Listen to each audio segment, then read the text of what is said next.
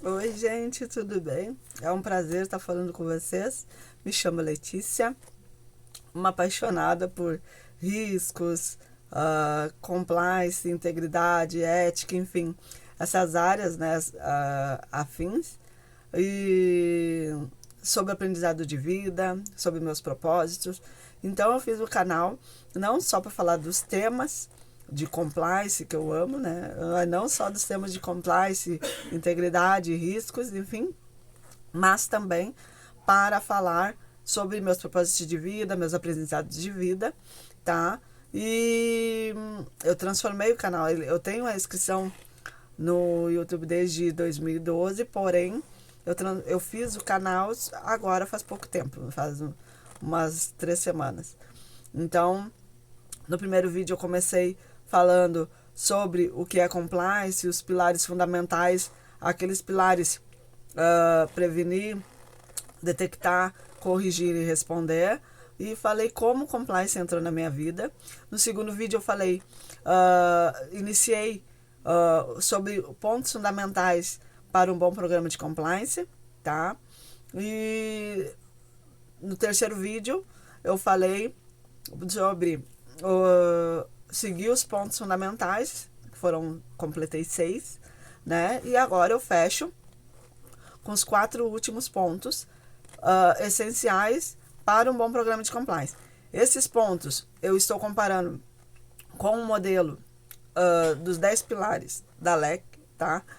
E eu vou falando aqui sobre a LEC, também vou falar sobre algumas fontes onde eu vou tendo esses aprendizados, até porque eles disponibilizam publicamente conhecimentos gratuitos, né? Então, o que eu vou aprendendo com eles, ou aprendendo com algum e-book, ou algum material que eu encontro no Google mesmo também, encontro aqui no YouTube, tudo que eu vou aprendendo com livros, enfim, que eu aprendi no MBA e que eu venho ainda aprendendo no network, workshops, redes sociais, enfim, onde eu aprender sobre esses temas que eu falei aqui, eu vou passar para vocês também da minha forma, tá? E, eu espero que vocês entendam, né? Tô passando para todo um público. Tem um conteúdo técnico, sim, né? Porque as pessoas técnicas também acompanham, mas com uma linguagem um pouco mais simples para que todo o público possa entender cada tema, tá bom? Então, eu falei no vídeo anterior sobre os 3 pilares fundamentais: código de conduta, política de compliance, investigações internas, diversidade e inclusão, tá? Se ainda não viu, tá no terceiro vídeo, certo? Hoje nós vamos seguir com os 4 últimos pilares dessa jornada, tá? Eu conecto esses pontos fundamentais com os pilares de estrutura da LEC, tá bom? E não sigo, lembrando, não sigo uma ordem específica, tá? Todos são essenciais, mas eu conecto com o modelo da LEC, que é o modelo de estrutura, onde eles todos não, muitas pessoas, todas não, né? Mas muitas pessoas utilizam, inclusive eu recebi esse modelo no curso que eu estou fazendo de compliance público e eles disponibilizaram também, então eles utilizam esse modelo, os 10 pilares, né? E eu achei muito interessante, ali tem exatamente tudo que um programa de compliance necessita, né? E todos eles são seguidos por vários modelos de negócio, inclusive pelo compliance público, tá? E por isso eu vou conectando para vocês terem uma ideia de como eles estão na estrutura, falo dos pontos essenciais e conecto aos pilares da LEC, certo? Então vamos lá? Controles internos. O controles internos ele está no quarto pilar da LEC, tá? E durante os meus estudos e para estruturar aqui também esse roteiro para vocês, que, lembrando aqui, eu faço um roteiro, tá? Eu crio o texto, todos os meus textos, às vezes eu crio o texto, seja para cá, seja para outra rede vizinha, eu crio o texto e coloco para analisar no chat. E aí, dessa finalização da análise dele, eu coloco e apresento para vocês, tá bom? Então, eu sigo um roteiro, até porque é para ficar estruturado, para poder passar de forma mais organizada para vocês. Apesar que eu quero passar aqui de uma forma como se nós estivéssemos conversando, e, inclusive eu disse, eu moro no interior, daí tem aqui, pode acontecer qualquer tipo de barulho, inclusive do Ted, mas tá frio, daí ele tá na casinha. Mas não levem isso em consideração, foquem aqui no vídeo, tá? Porque o interior é assim mesmo, vai ter barulho, vai ter grito, vai ter tudo. Que é normal aqui, tá? Então só foquem no conteúdo, que tá bem bacana. Então vamos lá, controles internos. Que eu disse, tá no quarto pilar, tá? E aí, como eu disse ali, né?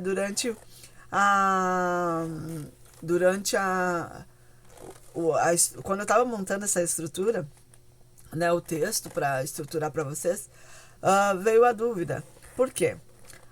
Porque algumas empresas colocam a gestão de risco junto com a área de controles internos, né? Mas outras empresas têm a área de controles internos e riscos separados, né? Então, eu fiz a pergunta para o chat.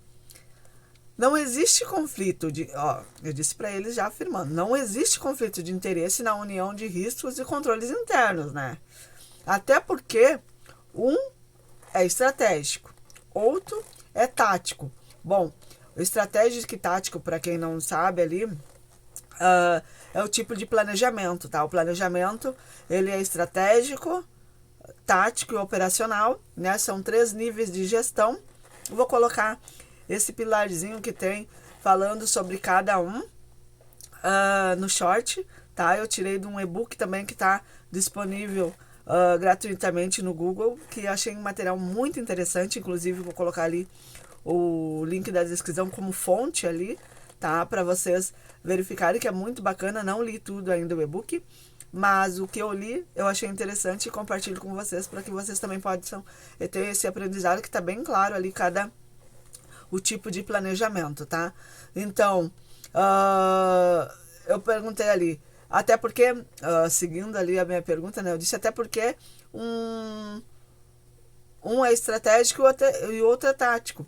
São diferentes as pessoas interessadas, correto? E olha o que o chat respondeu. Ótima reflexão. Você está absolutamente certa. Não há conflito de interesse na união de riscos e controles internos, desde que as responsabilidades estejam bem definidas e segregadas. Olha só, vou continuar e depois eu vou dar o final ali de que ele falou exatamente certo, né?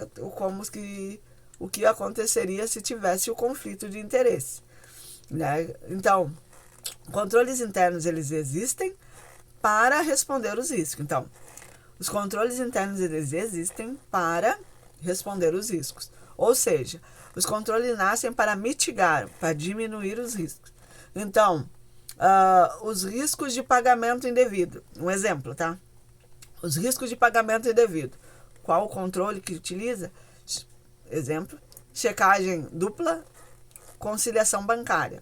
O que é a conciliação bancária? A conciliação bancária, eu digo que é a vida da transação, né? A gente passa ali, exemplo, ali na maquininha, o cartão.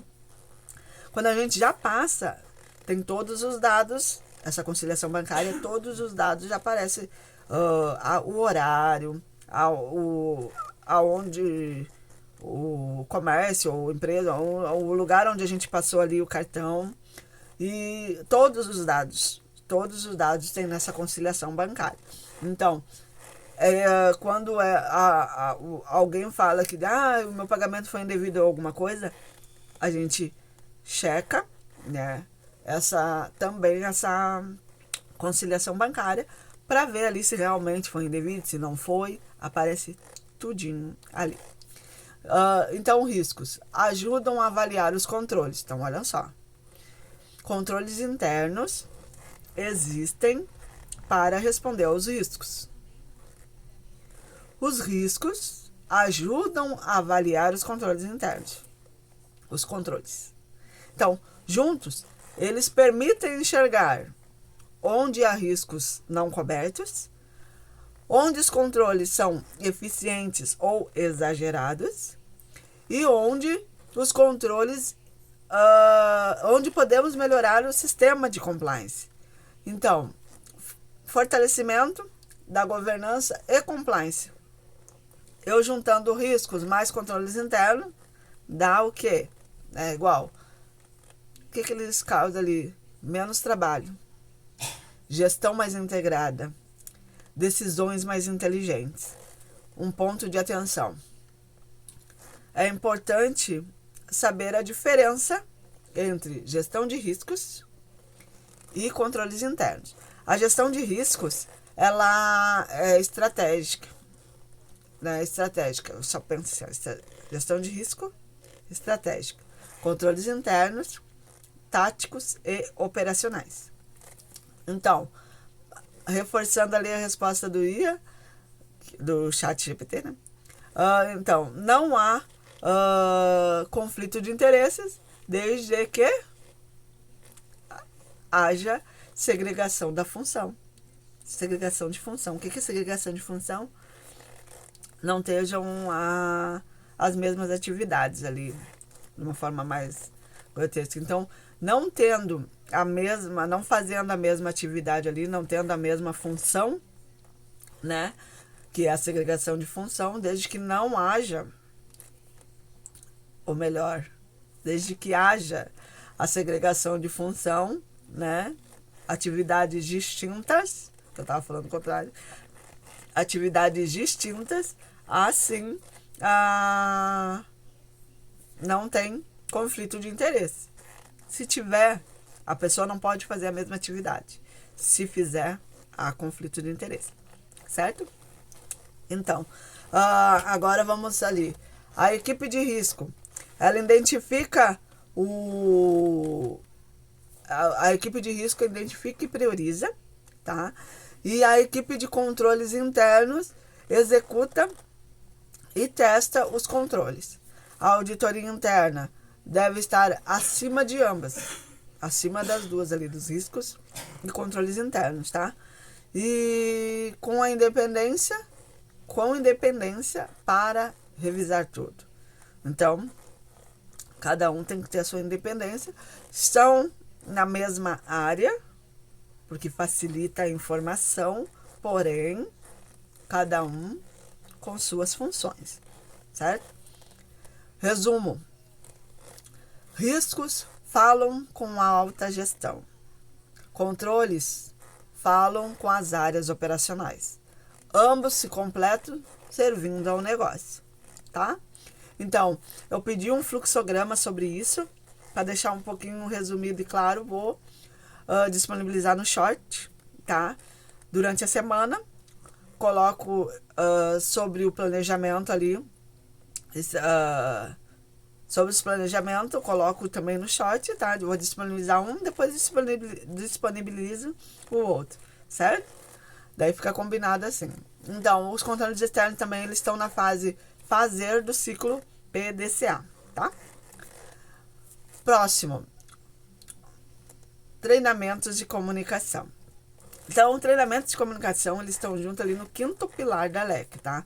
Eles fazem parte do fazer, do PDCA, conforme a ISO 37301.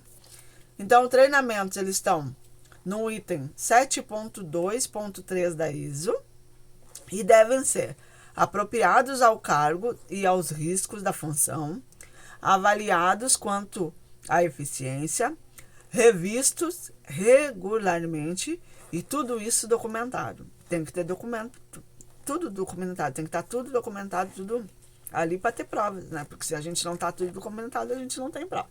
Então, tudo isso tem que estar documentado. Incluindo também terceiros. Então, dependendo dos riscos envolvidos, toda essa parte do treinamento, todos esses itens tem que conter, se inclui terceiros também, tá? Comunicação. A comunicação, ela está no item 7.4 da ISO. A ISO 37301, que eu também sigo falando aqui, é a mesma ISO que eu estava falando no terceiro, do Sistema de Gestão de Compliance, tá bom? Então, eu estou conectando também a ISO, tá? Os itens que eu falo é os itens que estão lá na ISO, certo? Então, a gestão deve determinar. Olha só, a gestão deve determinar sobre a comunicação. O que comunicar? Quando comunicar? Com quem comunicar? E como comunicar? E a comunicação deve. Então, olha só. Sobre a comunicação. A gestão deve determinar a gestão. O que comunicar? Quando comunicar? Com quem comunicar? E como comunicar, tá? E a comunicação deve considerar diversidades e barreiras, ser coerente com a cultura de compliance, permitir contribuições e denúncia e ser registradas como evidências. Essas evidências, os registros dessa comunicação, elas têm que ser também para provas, né? Se a gente não registrar, a gente não tem como provar o que foi ali falado.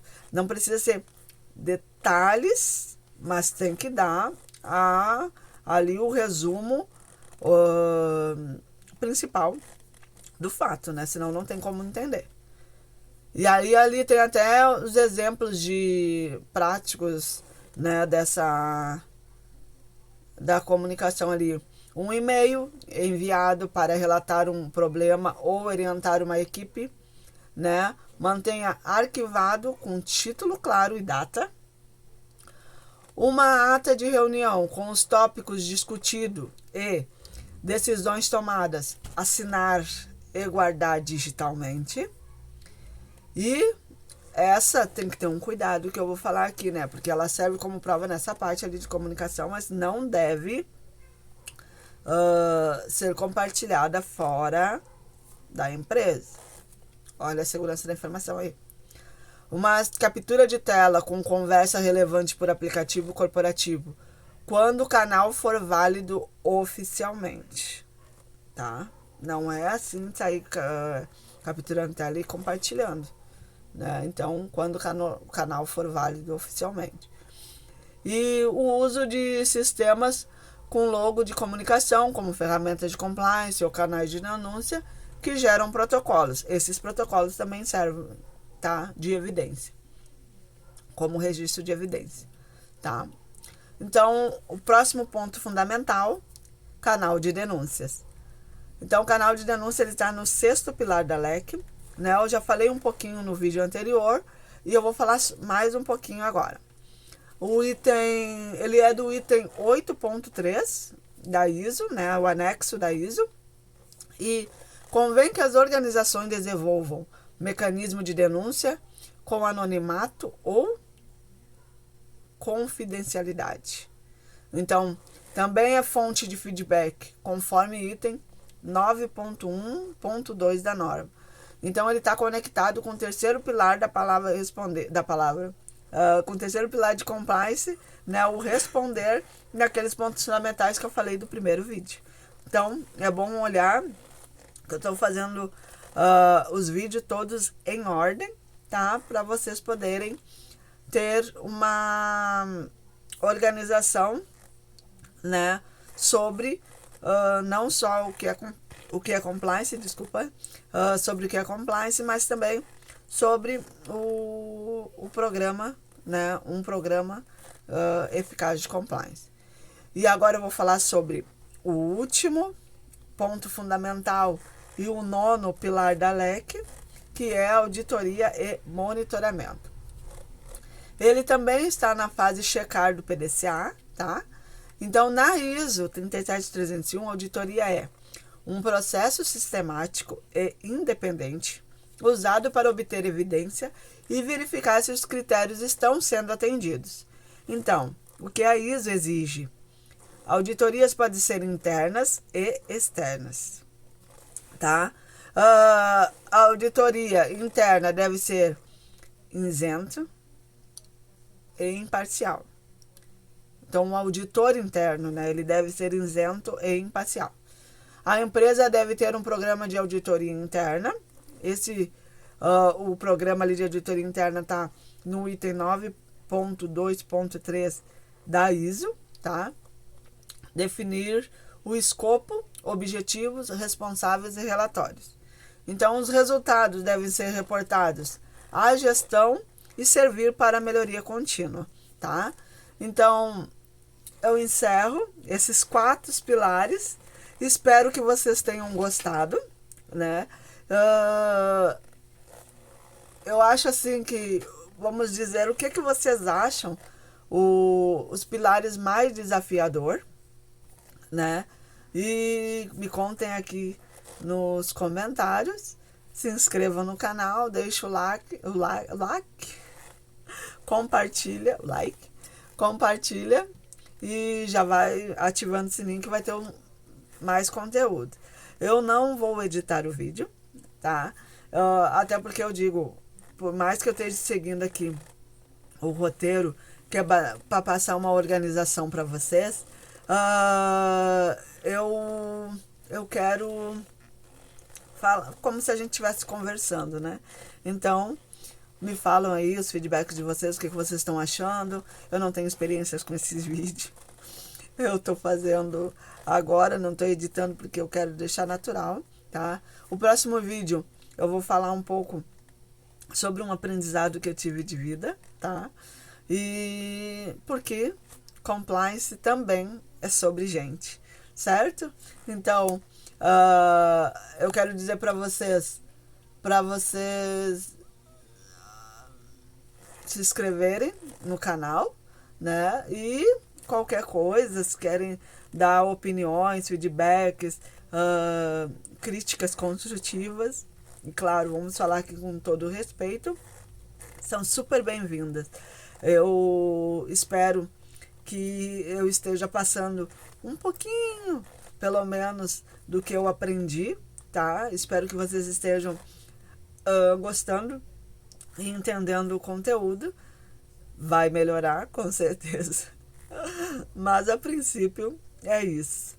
Tudo de bom. Hoje começamos a semana com o encerramento dos pontos fundamentais para um programa de compliance forte e eficaz. E espero que vocês gostem. Ficam com Deus e até o próximo vídeo. Tchau, tchau.